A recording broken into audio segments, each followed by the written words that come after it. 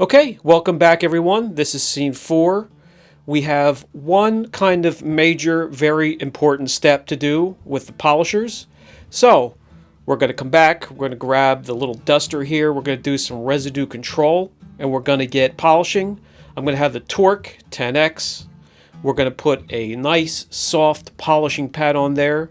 We're going to get an ultra fine polishing cream. I'm using Perfect Polish by Angel Wax, and we're going to get to work.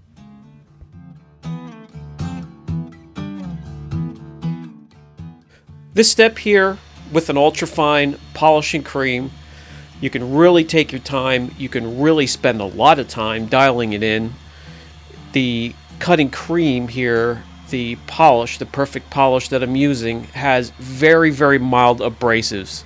So nice, slow, deliberate arm movements. Take your time. There's plenty of lubrication, so you don't have to rush on your section of the panel you're working in. And just dial that panel in.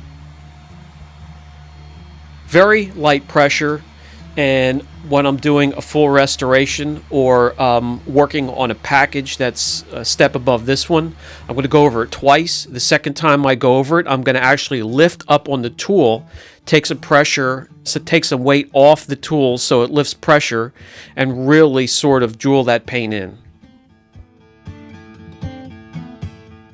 Depending on the size of the car and what package it is, this step can be very tedious, very monotonous. So put a stick of gum in, put the headphones on, entertain yourself, because sometimes this could be a long, tedious, slow ride.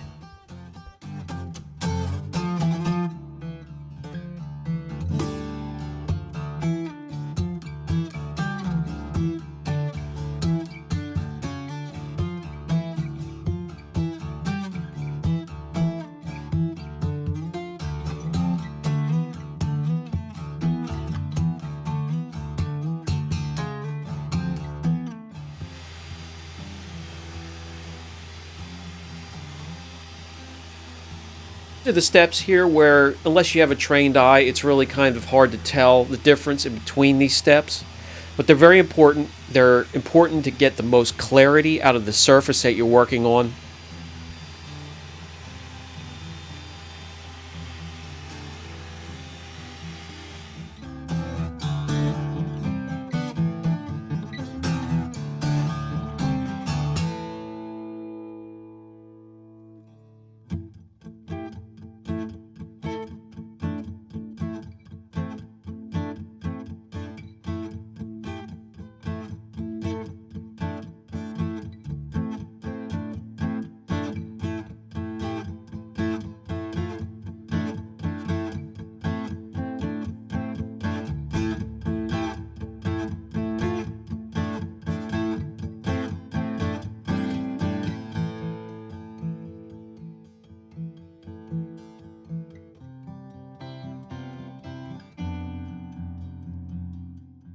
That will just about do it. We are really starting to move along now.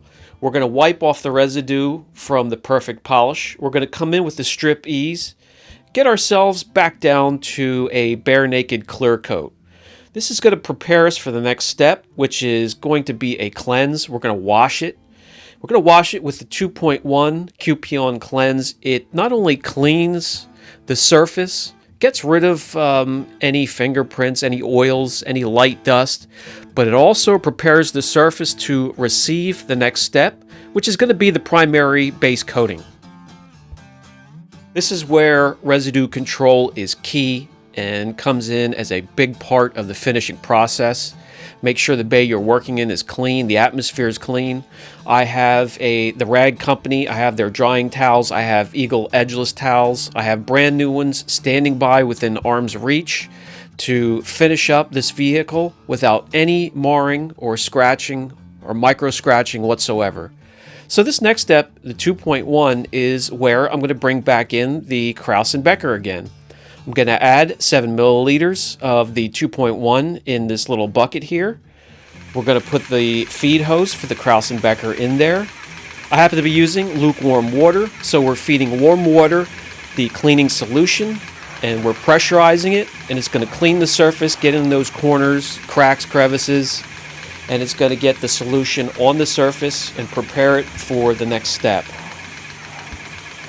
Go ahead, get it in there on every surface that you can reach the nozzle of the Kraus & Becker, and you definitely want to get every surface that you're going to be covering with the base coat or the ceramic coating.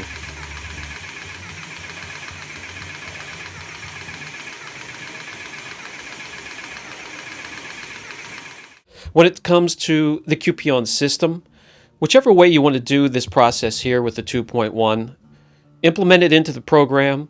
I see a lot of people skipping steps like the PreRinse here and activating with water after applying the base coat, and then they wonder why it doesn't last quite as long as it should.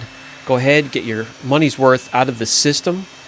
Don't skip any steps, implement them all, and you'll have a coat that will last you for a long time, and you'll get your money's worth out of it. This step here is also important if you're going to be coating the same day on a time schedule. You want to clean thoroughly. You want to get every little drop of water out of every corner or crevice of the vehicle. So forced air, whichever way, through an air compressor, air hose, leaf blower, or I have the little PT shop blower here. Follow up with a nice new Rag Company drying towel or whichever you use. In enters the base coat. You guys have seen me apply this 1,000 times. I have an application guide on the whole system. You can go visit that if you want. But a quick overview, spread out one panel at a time. Do your crisscross patterns. Follow up with a drying towel.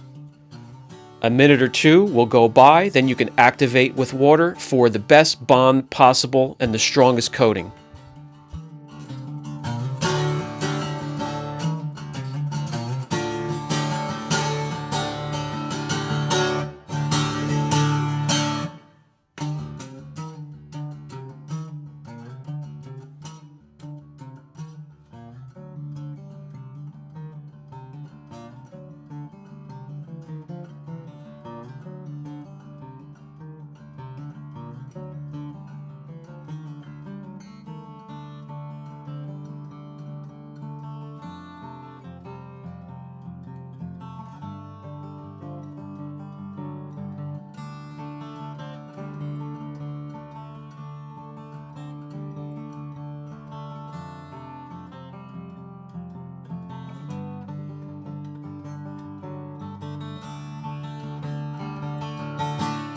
We are really on the home stretch now, guys. We are closing in on finishing the vehicle.